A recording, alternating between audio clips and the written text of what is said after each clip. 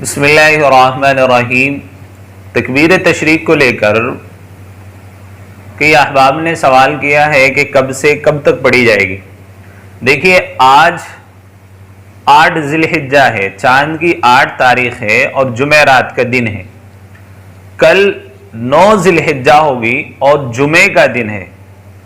کل جمعے کی فجر کی نماز سے لے کر 13 ذی الحجہ یعنی منگل کی عصر کی نماز تک تکبیر تشریق ہر فرض نماز کے بعد پڑھی جائے گی۔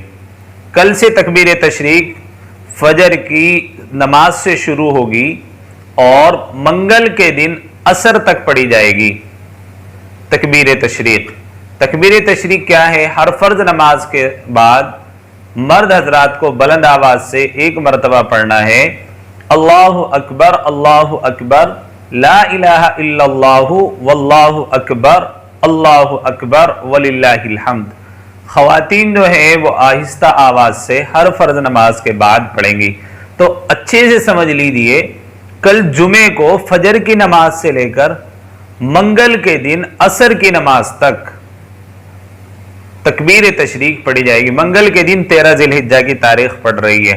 اس طریقے سے آپ تکبیر تشریق کو پڑھیں۔